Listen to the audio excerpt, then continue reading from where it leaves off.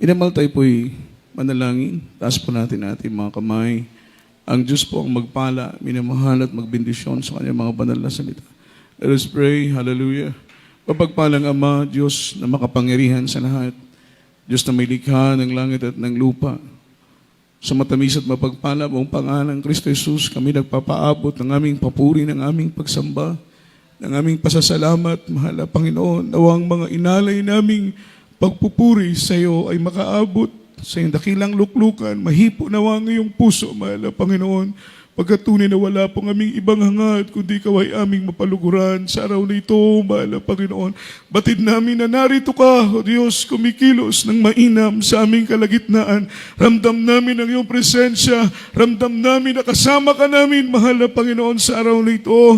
At minsan ang pa sa aming pag-aaral ng mga banal mong salita na siyang pagkain ng aming kaluluwa. Buksan mo, Panginoon, ang aming puso, ang aming pangunawa. Maging abang lingkod, tunay na sanga ng akin, wala po kong magagawa.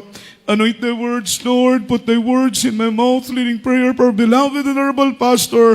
In the mighty name of Jesus, sama-sama naming sinasaway. Ginagapos ang lahat ng demonyong hadlang sa aming pakikinig. Cast out right now and bind the power of darkness in the mighty name of Jesus. Amen and amen. Amen and amen. Hallelujah. Hallelujah. Praise the Lord. Praise the Lord. Everybody shout, praise the Lord. Everybody say amen. Minamahal, malakas na palakpak para sa ating buhay na Diyos. Ipalakpak po natin ang ating mga kamay. Sabi ng Biblia, clap your hands, all you people, and shout unto God with the voice of triumph. At daw pong ipalakpak ang ating mga kamay at ay sumigaw ng tinig ng may pagtatagumpay. Pagkat tayo pong mga anak ng mahal na Panginoon, we are overcomer.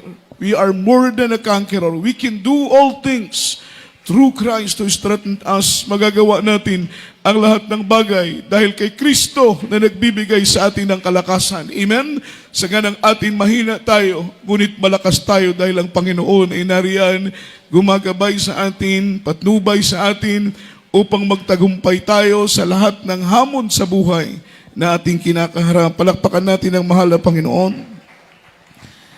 Luwalhati ng Diyos, mga minamahal, all the glory, honor, and majesty only belongs to our Lord Jesus Christ, our dearest Savior. And I give double honor and respect to our dearly beloved, honorable pastor, beloved evangelist, Will D. Almeida, mga minamahal na inteng prophet of our loving God, the man of God, and we always cherish the loving memories and blessed teachings, golden teachings of our dearly beloved assistant pastor, to their beloved children, to whole blessed Almeida family, and pleasant afternoon po, mga minamahal sa aking beloved co-preachers, beloved co-workers, at sampu sa mga katuwang sa banal na ubasan ng ating mahal na Panginoon, all beloved choirs, beloved musician, sa lahat mga minamahal ko ng ating beloved visitors na narito ngayon, mga minamahal sa ating webcast viewers, at ganun din naman sa lahat ng ating minamahal at mga ginigiliw po nating mga kapatid sa pananampalataya na narito sa oras nito, mga minamahal na nagpapahalaga sa araw na ito. Sabi ng Biblia, atin ang 6 na araw, ngunit ang ikapitong araw ay pag-aari ng ating pinakamamahal na Panginoon. Kaya't gaano man ka-importante yung ating pong mga negosyo, mga trabaho, hanap buhay, anumang ating pong mga appointment, lahat ng yan ay sineset aside natin, iniiwan natin, mga minamahal, dahil gusto nating unahing hanapin ang kaharian, katwiran ng ating mahal na Panginoon. Sabi ng Biblia, seek ye first the kingdom of God and His righteousness, and all these things shall be added unto you. Palakpakan natin ang ating mahal na Panginoon.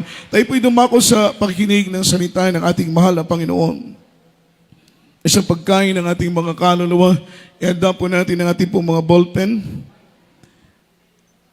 ang ating pong mga papel, ating mga Biblia, lalo tigit sa lahat, ihanda natin ang ating mga sarili sa pakikinig ng salita ng mahal na Panginoon. Handa na po ba tayo, mga minamahal, makinig ng salita ng Diyos? Iwasan po muna natin yung palakad-lakad, umupo po ng maayos. Mga minamahal, yung mga cellphones natin, ipasok muna natin sa ating mga bag, anuman po yung mga business na ating pong inaasikaso. Mamaya na lamang po katapos ng ating gawain. Napakahalaga po na tayo po'y makafocus sa pakikinig ng salita ng ating mahal na Panginoon. Dahil ang salita ng Diyos, ito po'y pagkain ng ating mga kaluluwa. Amen? Kapag palagi nating pinapakain, nabubusog, mga minamahal, umaabsorb yung salita ng Panginoon sa puso, at isip natin, mga minamahal, lalago tayong matibay at matatag sa paglilingkod. Anumang pagsubok, dagok sa buhay ang dumating, hindi tayo mabubuwal, bagus mananatili tayong nakatayong matatag, pagkat ang ating pagtitiwala ay ilinalagak natin sa katapatan ng pangako ng ating mahal na Panginoon, katapatan ng salita ng ating buhay na Diyos. Palakpakan po natin ang ating mahal na Panginoon, and let's talk about the topic, forgiveness and the benefits of it. Forgiveness and the benefits of it, yung pagpapatawad at ang benepisyo, mga minamahal ng mga ito. Kung ating pong babalik rin ay benepisyo ng pagpapatawad. What is the benefits of forgiveness? Palakpakan po natin ang ating mahal na Panginoon. Ito po yung napakasimpleng salita, mga minamahal, pero marami po ang hindi nakakagawa sapagkat hindi po ito madaling gawin. Lalong-lalo na kung ikaw ay unbeliever, wala kang alam sa salita ng mahal na Panginoon, hindi ka naglilingkod sa Diyos, mahirap, mga minamahal, ang salitang pagpapatawad sa ating mga kapwa. Kahit nga po sa atin na naglilingkod na sa ating mahal na Panginoon, kapag tayo po ay nasasaktan, naiinsulto, na, mga minamahal, naagrabyado tayo, parang napakahirap magpatawad sa mga taong gumawa sa atin ng kasalanan. Amen? Everybody shout, praise the Lord. Everybody say amen. Ang sabi rito, mga minamahal, in Jewish tradition, you need to forgive within 3 times to those who offended you. For them it is enough, but not in Jesus' law. Amen? In Jewish tradition daw, okay na sila, kanila yung magpatawad ng 3 beses. Sapat na po yun para sa kanila. Amen? But not in Jesus' law.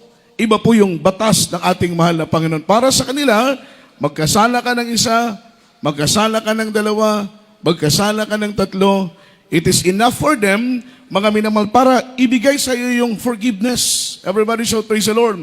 Sapat na sa kanilang 3. Ibig sabihin, kapag magkasala sa kanilang kapwa ng 4, 5, 6, 7, 8, 9, 10, hindi na po sa kanila allowed ang magpatawad hanggang 3 times lang. But not in Jesus' law. Palakpakan po natin ang ating mahal na Panginoon. Everybody shout, praise the Lord.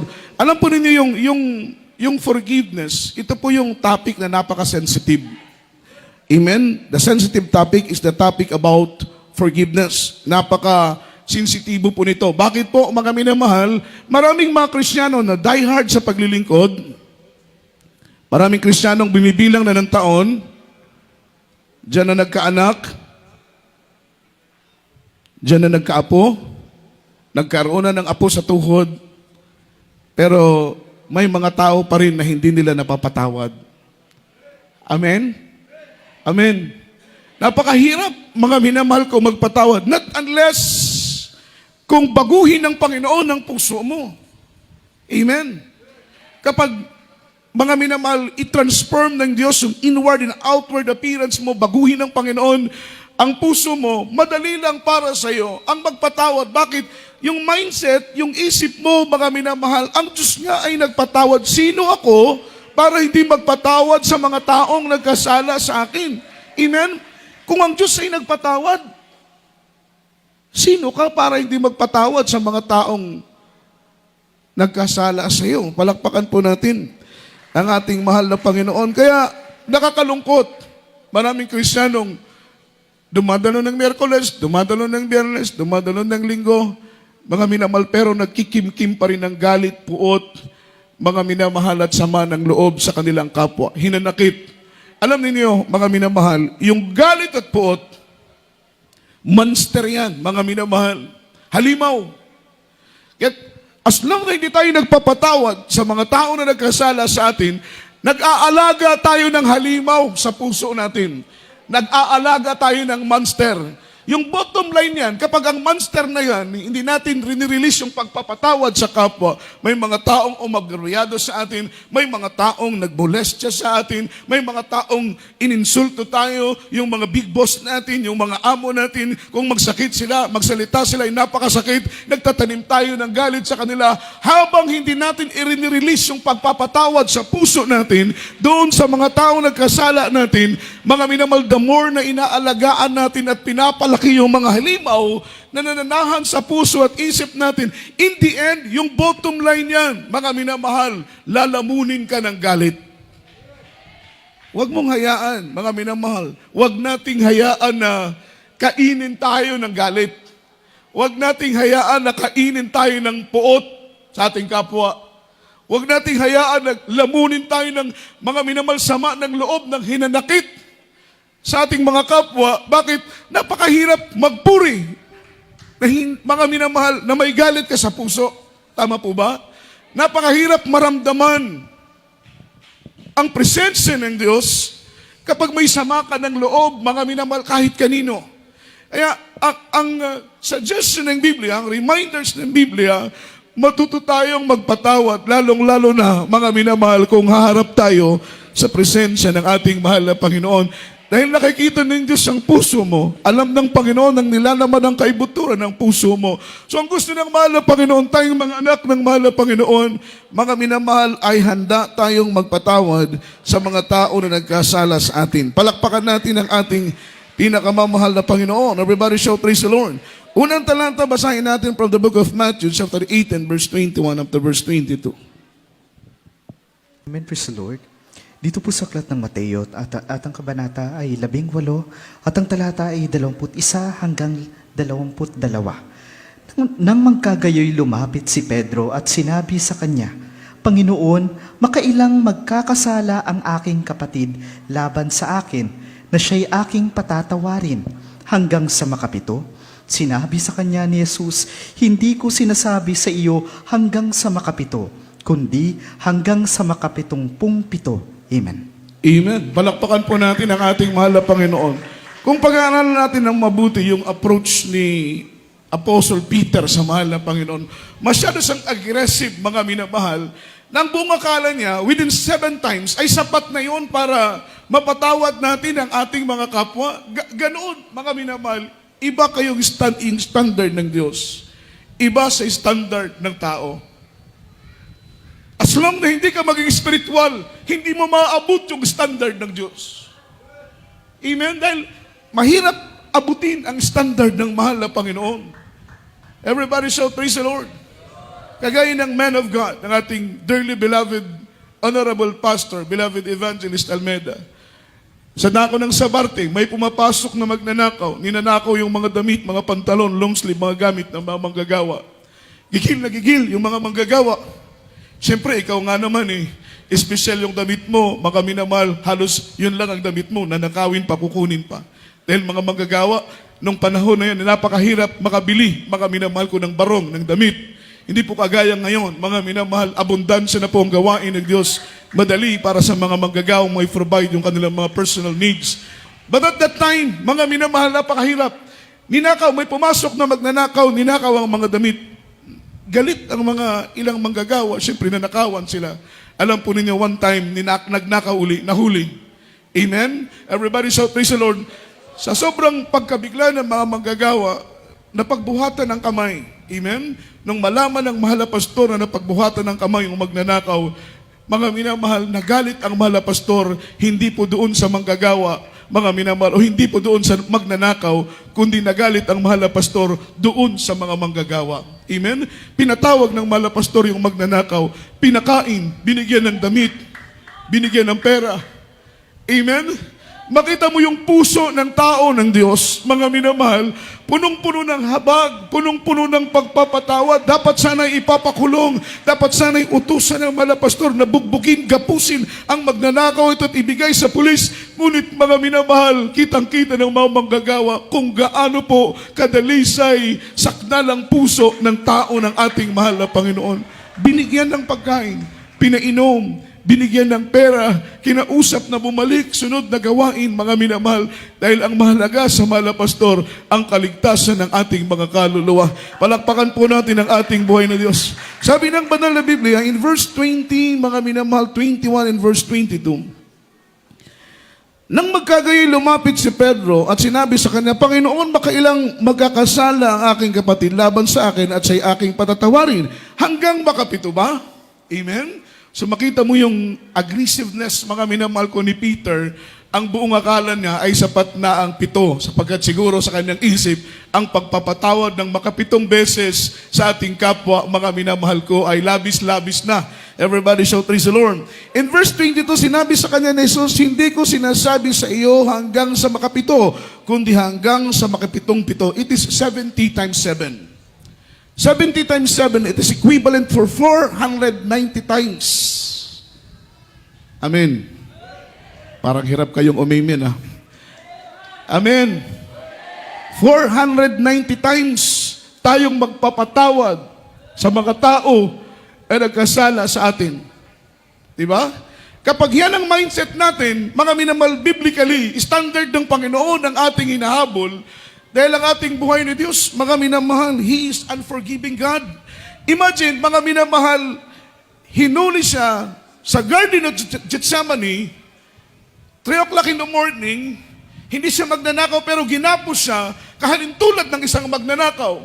Tapos dinala siya, mga minamahal ko, sa sentro ng Jerusalem dahil ilang araw ay, mga minamahal, i-crucify na ang ating mahal na Panginoon. Binugbog siya, sinaktan siya, sinipa siya, linuraan siya, inurakan siya. Mga minamahal, sabi ng banal na Biblia, lahat ng sugat na kanyang tinamo, ito'y hindi dahil sa kanyang kasalanan. Inako niya ang lahat ng ito dahil sa kanyang labis na pag-ibig, labis na pagmamahal, mga minamahal sa iyo at sa akin. Habang siya po'y nakapako sa krus, mga minamahal, ang sabi ng mahal na Panginoon, Father, forgive them for they not know what they do. Amen. Panginoon, Ama, patawarin mo sila dahil hindi nila alam ang kanilang ginagawa. Pwede niyang utusan ng kidlat sa langit at sunugin ang lahat ng mga sundalo na nagpapako sa kanya sa cross. Pwede niyang utusan ang lupa na bumiyak at lamunin ang lahat ng sundalo, mga minamahal, na nagpako sa kanya sa cross. Pero hindi yun ginawa ng mahal na Panginoon dahil gusto ng Diyos maging perpektong halimbawa siya para sa iyo, para sa atin, na hindi tayo pwedeng magtanim ng galit o gumantiman sa mga taong nagkasala sa atin. Because vengeance is for the Lord. Ang pagpapatawad ay sa ating mahal na Panginoon.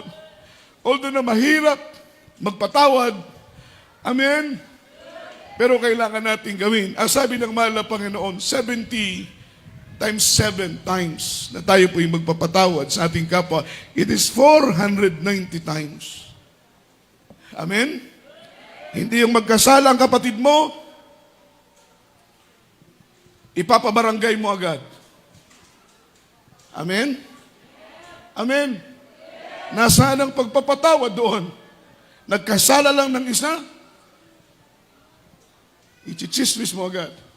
Nasaan ang pagpapatawad doon? Sabi ng mahal na Panginoon, 490 times tayong magpapatawad sa mga tao na nagkasala sa atin. Once ng puso mo ay sakdal, once ng puso mo ay dalisay, ang puso mo ay naayon sa puso ng ating mahal na Panginoon. Once ang puso mo ay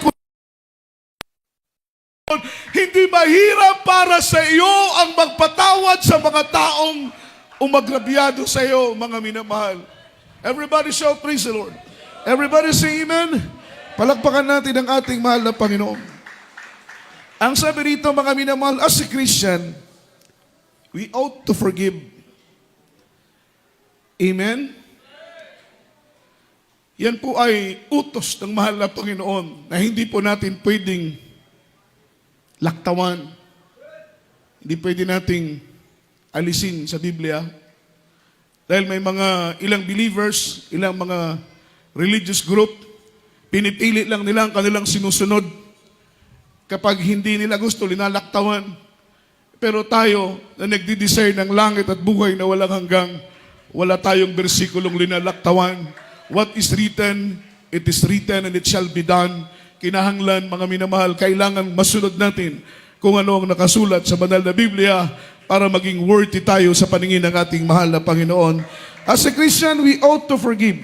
Kahit tayo ay nasasaktan, kahit tayo ay nainsulto, tayo ay nadaya, mga minamahal, kahit tayo ang linabangan, kahit tayo ang pinagtatawanan, kagaya ng mahal na Panginoon, inalimura siya, pinagtawanan siya, sinaktan siya, ginapos siya, pinako siya sa krus, mga minamahal, pero ang sabi niya, Father, forgive them, for they not know what they do.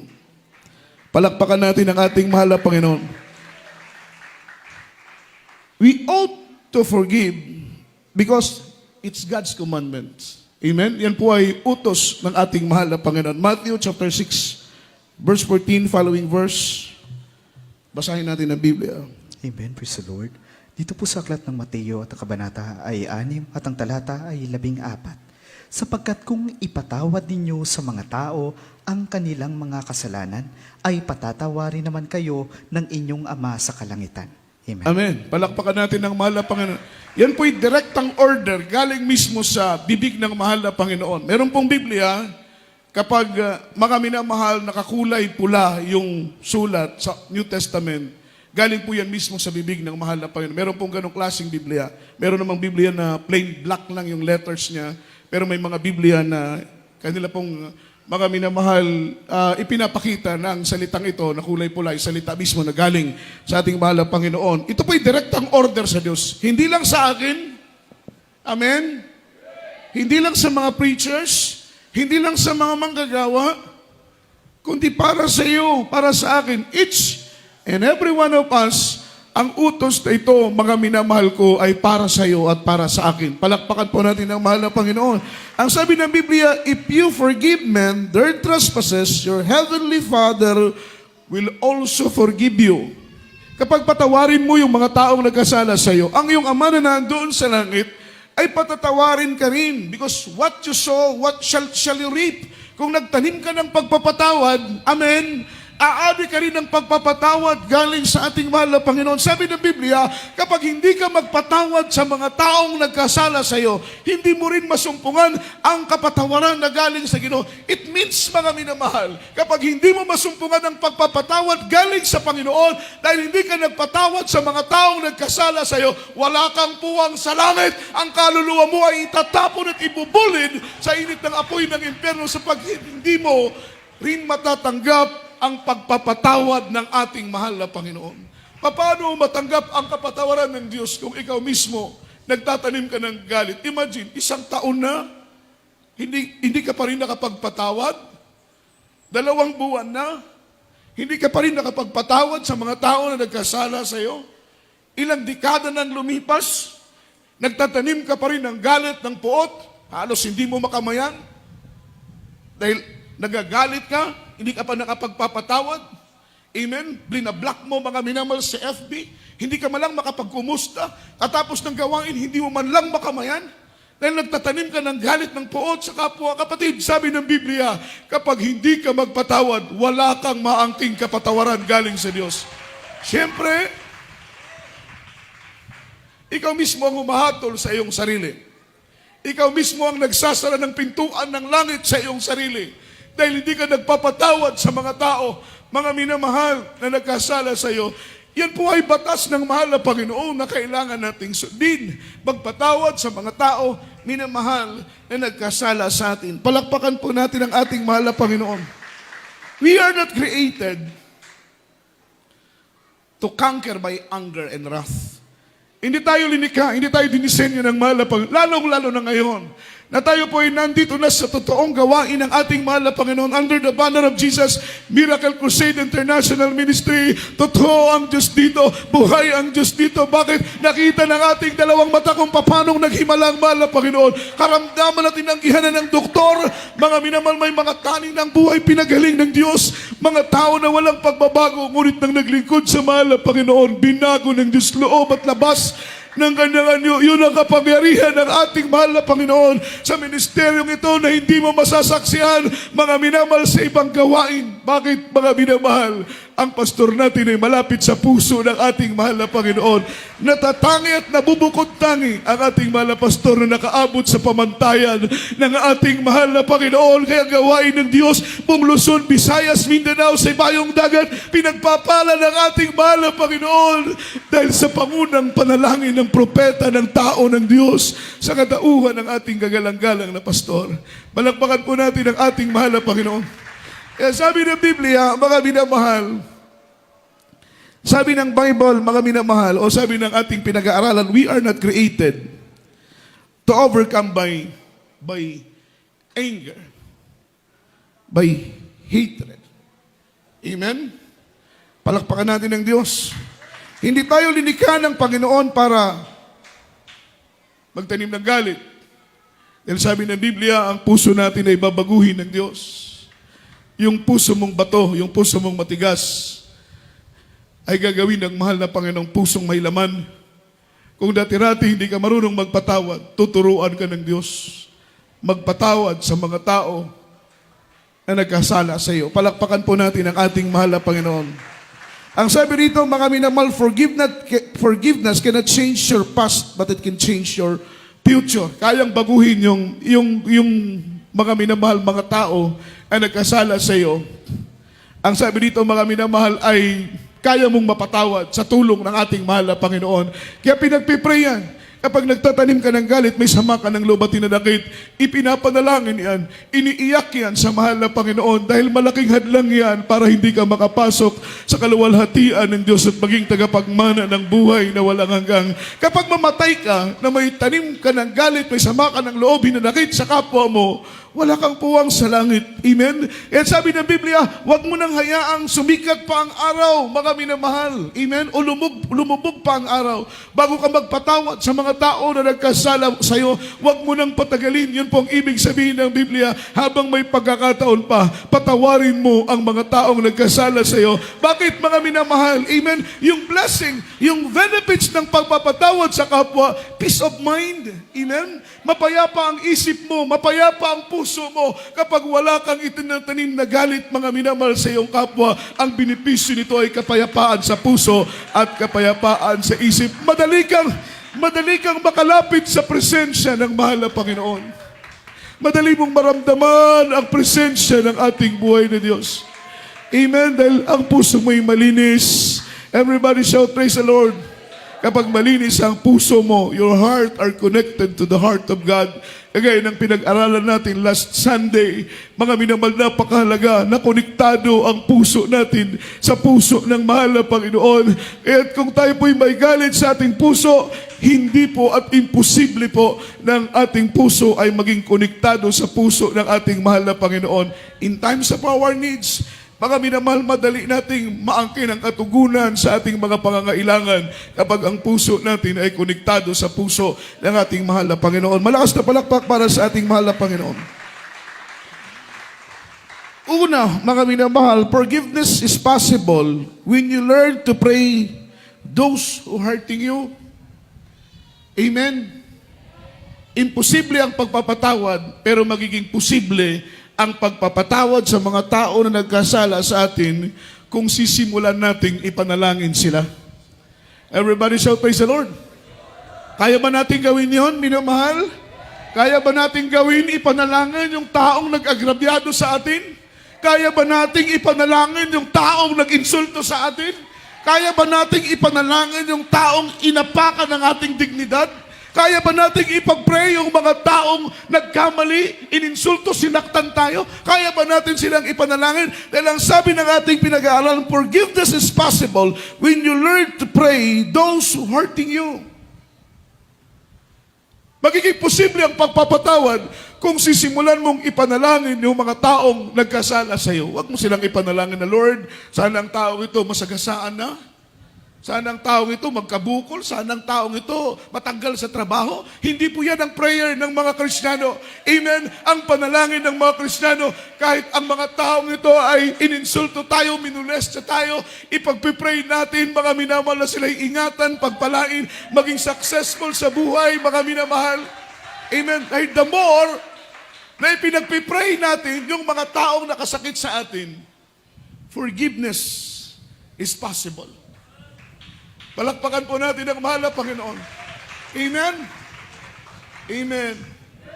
Alam niyo ako, mga minamahal, meron akong i-reveal sa inyo. Ang inyong abang lingkod ay natawa akong punong-puno ng galit sa puso ko. Amen? Ayaw kong magpaapak, ayaw kong magpaapi. Maliit lang ako, mga minamahal, pero naging patapon ang buhay ko noon. Ayaw kong sinasaktan ako. Noong unang panahon, papatay ako ng tao kapag ininsulto ako. Ganun ang buhay ko. Bakit? Minamahal, dahil yung family namin ay broken family. Beloved ordained preacher, Kuya Richard Abad, Magkapatid lang po kami sa tatay. Hindi po kami magkapatid sa nanay. Pag umuwi yung aking beloved father from Saudi, gusto ng aking beloved father, umuwi din ako, doon ako sa kanila tumira. Kaya lang ang nangyayari, kapag wala ang tatay ko, sinasaktan ako ng mga kapatid ko. Ako ang bunso, ako ang pinaka mga minamalbata. Hindi ako gumaganti, hindi ako makalaban. Pero ang puso ko ay dumidilim, ang puso ko ay mga minamahal, napupuno ng galit ng puot. Ang sabi ko sa sarili ko, lumaki lang ako, magkaedad ako, hindi ko kayo patatahimikin. Yun ang nasa isip ko. Yun ang nasa puso ko. Ngunit nang makilala namin ang mahal na Panginoon under the banner of Jesus Miracle Crusade, totoo, ang Diyos dito ay nagbabago, minamahal. Kahit gaano ang puso mo punong-puno ng galit at puot, babaguhin ng Diyos ang puso mo. Tuturuan ka ng mahal ng Panginoon magpatawad. Tuturuan ka ng Diyos magmahal. Mga minamahal, lumimot sa mga nagawa sa iyong mga kasalanan ng iyong kapwa. Sometimes kasi, mga minamahal, kahit basura na, kasi ang galit at puot sa kapwa natin, basura yan eh. Amen? Anong gagawin natin sa basura? Iipunin? Amen? Para tayo yung mga taong nasa kalsada na kulang ng 5 para mag-G's. Pulot ng kung ano-ano. Amen? May pinapasan na bag, sako, bag, kung ano-ano. Puro basura ang laman. Siyempre, pag basura ang ating ipunin, magiging basura na rin tayo. Pag mabaho ang ating ipunin, magiging mabaho din tayo. Kapag bulok na bagay ang ating iipunin, magiging bulok din ang puso natin. Kaya yung basura na yan, na hindi naman makakatulong sa kaligtasan natin, huwag na nating balik-balikan pa, mga minamahal. Kung nagpatawad na tayo noon, huwag na nating balik-balikan pa. Ang problema, mga minamahal, kapag tayo nanghihina ng lulupaypay, yung mga basura na atin ang ibinaon at linimot, hinuhukay pa natin, mga minamahal. Which is na basura na yun, nabubulok na yun, hindi na yun makakatulong sa pag-grow natin spiritually. Dapat yung ipunin natin, mga minamahal, sa puso at sa isip natin, yung mga bagay na kapuri-puri, yung mga bagay na banal, yung mga bagay na matuwid, yung mga bagay na kaaya-aya, yung mga bagay na malinis, yung mga bagay na dalisay, yung mga bagay na sakdal at mga bagay na walang kapintasan. Dahil yun, mga minamahal, ang magiging daan para ang puso natin ay maging karapat-dapat sa harapan ng ating mahal na Panginoon. Malakas na palakpak. Yung malakas, minamahal. Malakas na palakpak para sa ating mahal na Panginoon. Everybody shout, praise the Lord. At nung nakilala ko ng mahal na Panginoon, nabaptize kami year 19, mga minamahal, 86. I was 10 years old at that time. Sabay-sabay kaming nakakilala sa mahal na Panginoon. Alam ninyo yung galit sa puso ko sa mga kapatid ko. Pinalitan ng Panginoon ang labis na pagmamahal. Yung relasyon namin ay hindi lang ordinaryong magkakapatid, kundi yung kapatid, higit pa mga minamahal ko sa mga totoong magkakapatid. Amen? Grabing pag-ibig, grabing pagmamahal. Yung galit ko sa aking beloved elder brother, mga minamahal ay napalitan ng grabing pagrespeto, grabing paggalang, grabing pagmamahal. Ganun ang Diyos, mga minamahal, magreforma ng puso ng bawat isa sa atin kapag tayo po'y magpasakop sa kalooban ng Panginoon. Pray to those who hurt you. Ipanalangin mo yung taong nagkasala, nagkamali sa iyo. Forgiveness is possible. Galit ka sa asawa mo, galit ka sa tatay mo, galit ka sa kapatid mo, galit ka sa ka-office mate mo, masama ang loob mo sa mga schoolmate mo, masama ang loob mo, mga minamahal, sa kapitbahay mo, mga minamahal, pray for them. Kaya nyo? Kaya nyo ipanalangin yung taong nakasakit sa iyo? Yun lang ang solusyon. Yun lang ang solusyon para ang pagpapatawad ay maging posible. Palakpakan natin ang mahal na Panginoon. Everybody shout, praise the Lord. Basahin natin ang talatang ito, Luke chapter 6:27 and verse 28, mga minamahal. Hindi pa pala natin mabasa. Amen. Dito po sa aklat ng Lucas sa kabanata ay 6 at ang talata ay 27 hanggang 28. Datapwat sinasabi ko sa inyo, sa inyong nangagkikinig, ibigin ninyo ang inyong mga kaaway, gawan ninyo ng mabuti ang nangapupuot sa inyo, pagpalain ninyo ang sa inyo'y sumusumpa, at ipinalangin ninyo ang sa inyo'y lumalait. Amen. Amen. Anong sabi? Ipanalangin ninyo ang sa inyo'y lumalait. Grabe ang salita ng mahal na Panginoon. Yung standard ng Diyos kakaiba sa standard ng tao. Sabi ng 27, mga minamahal, 27, datapwat sinasabi ko sa inyong nangakikinig, ibigin ninyo ang inyong mga kaaway. Gawan ninyo ng mabuti ang mga taong napupuot sa inyo. Hindi tayo gaganti ng masama sa mga taong gumagawa sa atin ng masama. Overcome evil with good. Amen? Kung ginawan tayo ng mali, hindi tayo gaganti ng mali. Yan na po yung sinasabing, kung batuhin ka ng bato, batahin mo ng tinapay. Amen? Sabi nung iba, okay yan Brad, pero yung tinapay ilalagay namin sa garapon. Everybody shout, praise the Lord. Tinapay nga ang ibabato, pero yung tinapay nandoon sa loob ng garapon, di wasak pa rin yung mukha nung tatamaan ng tinapay na nandoon sa loob ng garapon. Amen. Everybody shout, praise the Lord. Kapag batuhin ka ng bato, batuhin mo ng tinapay. Yan po yung mga taong napupuot sa iyo, galit sa iyo. Pray for them. Amen. Amen. Siguro sinasabi niyo, Brother Joe, madali mo lang sabihin na pray for them, forgive them. Dahil hindi ikaw ang inagrabyado, hindi ikaw nasaktan. No. Inagrabyado na rin ako, mga minamahal. Sinaktan na rin ako. Amen? Pero I choose to forgive. Pinili ko yung magpatawad. Dahil anong kwenta? Anong pakinabang ng paglilingkod ko kung hindi ako marunong magpatawad sa mga tao na nagkasala sa akin? Anong pakinabang ng paglilingkod ko, ng pagdalo ko sa gawain ng paglilingkod ko sa Diyos, kung hindi ko kayang magpatawad sa mga tao na nagkamali sa akin? Kaya sino mang nagkakasala, willing ako magpatawad. Dahil kung ang Diyos nga ay nagpatawad, sino tayo para hindi magpatawad sa mga tao na nagkasala sa atin? Sa verse 28, pagpalain ninyo ang sa inyo'y sumumpa at ipanalangin ninyo ang sa inyo'y mga lumalait. Amen? Grabe ang salita ng ating mahal na Panginoon. Everybody shout, praise the Lord. Si Joseph, mga minamahal, story ni Joseph, siya po yung second from the last. Ang bunso ay si Benjamin. Amen. Ang sumunod sa bunso ay si Joseph, anak ni Jacob. Bata pa si Joseph, mga minamahal, ay itinapon siya ng kanyang mga kapatid sa isang balon. Amen?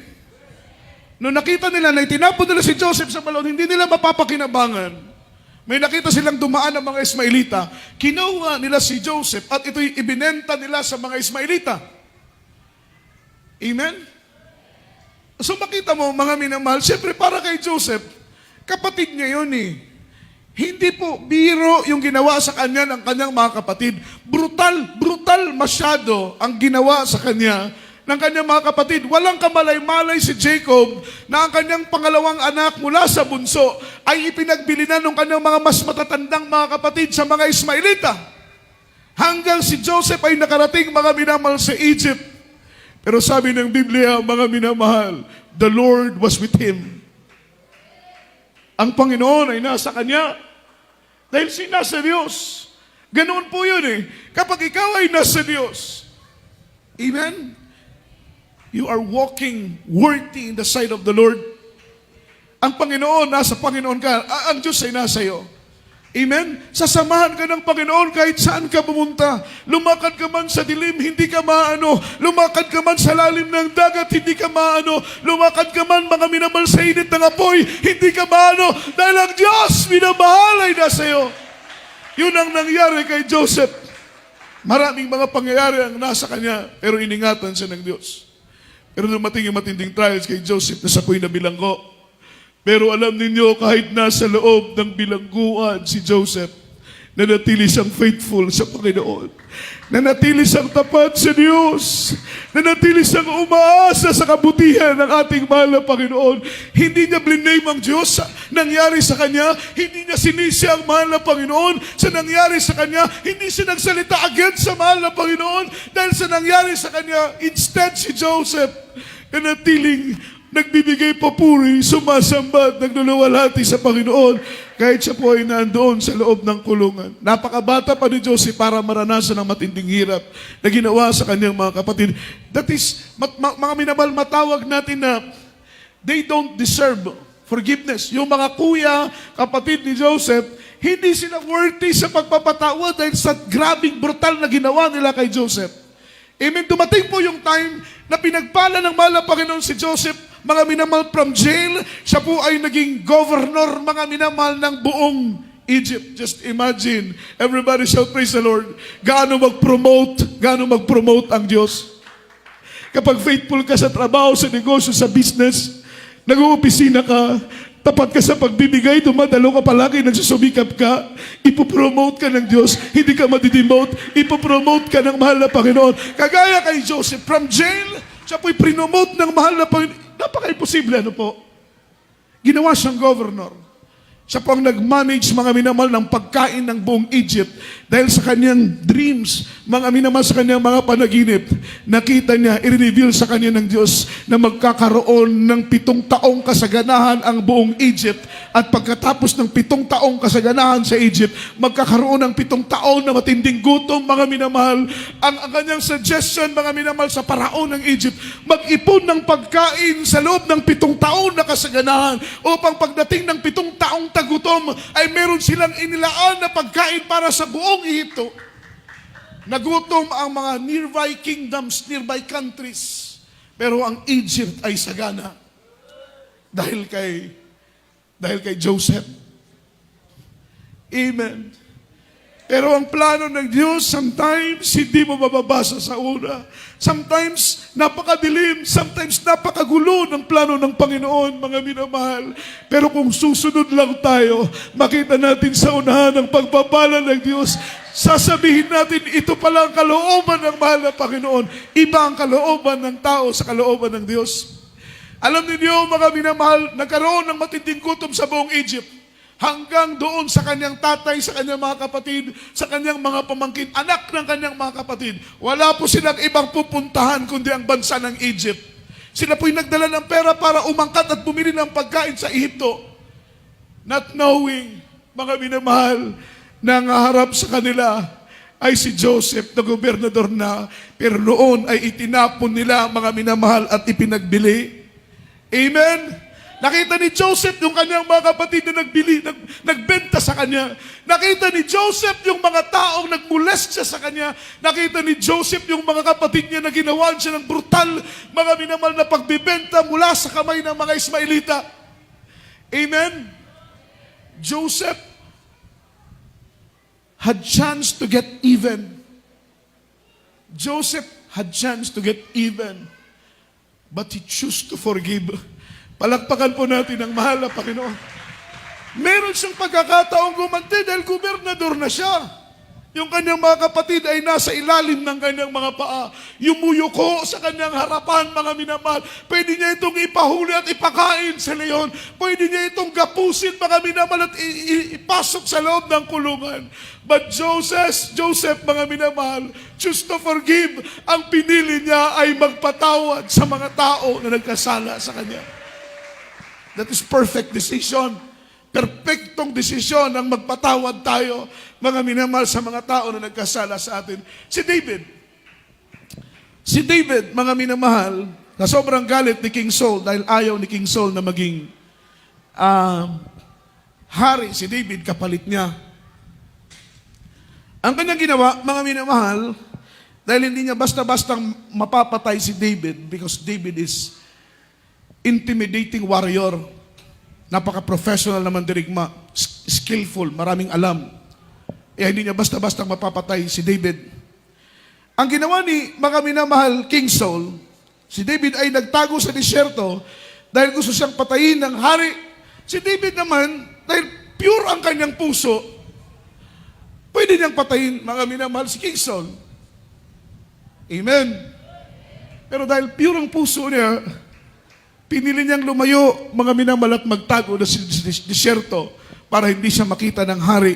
Pero ang hari dahil sa kanyang sobrang galit, mga minamahal, siya po ay nagbayad ng 3,000 elite soldiers para lang hanapin mga minamahal at patayin minamahal ko si David. Hindi pa po hari at that time si David.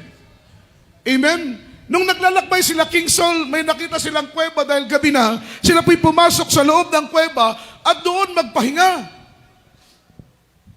Not knowing, hindi niya alam na si King Saul o si King David, si David ay nandoon sa pinakaloob-looban ng kuweba. Sila ay nasa bukanan lang ng kuweba, nagpahinga, natulog. Amen? Everybody shout, praise the Lord.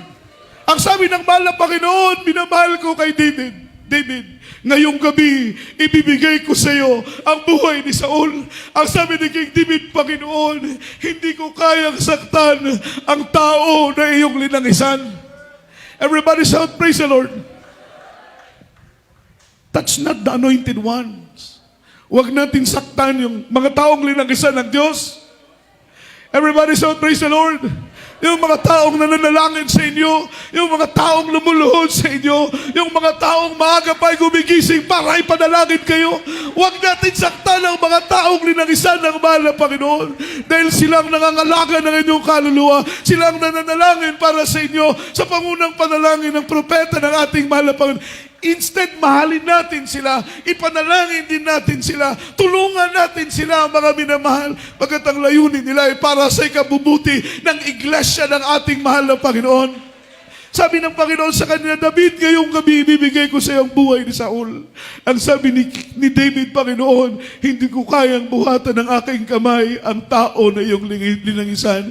Bakit? Si Saul ay linangisan din ng Diyos. Pero ayaw niyang saktan ng mga tao lang ng isa ng mahal na Panginoon.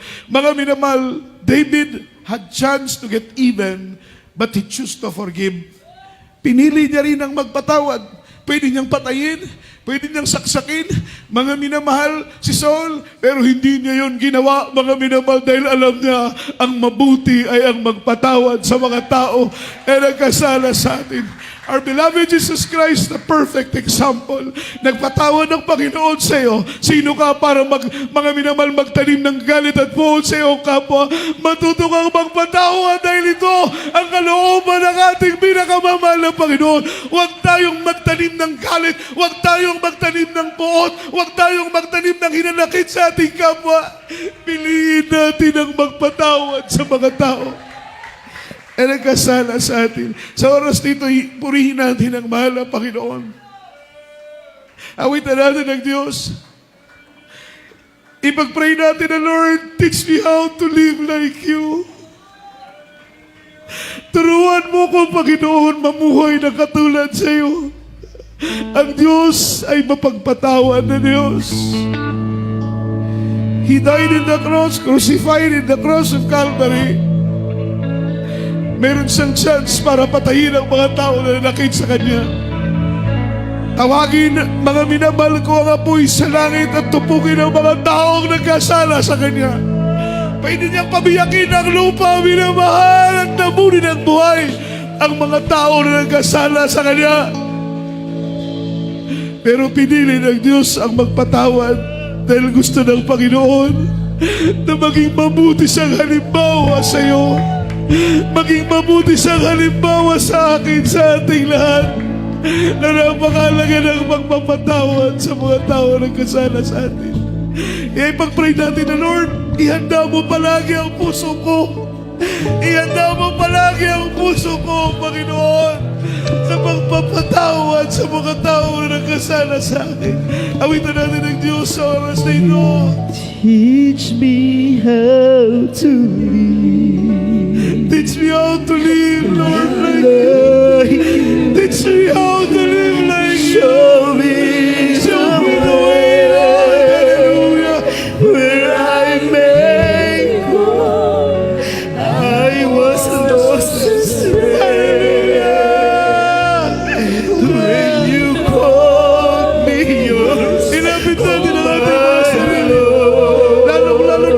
kapatiran natin na narito. Magsimula tayo magpatawad sa mga tao na nakasakit sa atin. Pagpapalain tayo ng Diyos, minamahal. Would you never let me down? And Lord, then you give me strength. Thank you, Lord. Hallelujah. Thank you, Jesus. Thank you, Lord.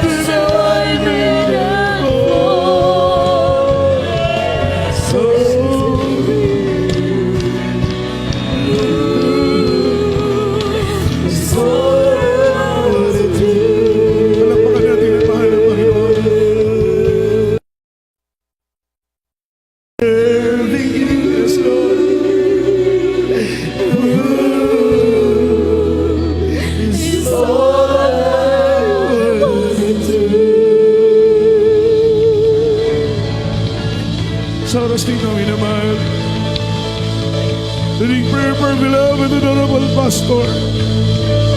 Manalangin tayo na Panginoon, palagi mong ihanda.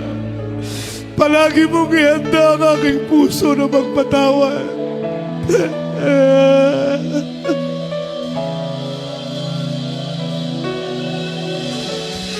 Na tayo manalangin.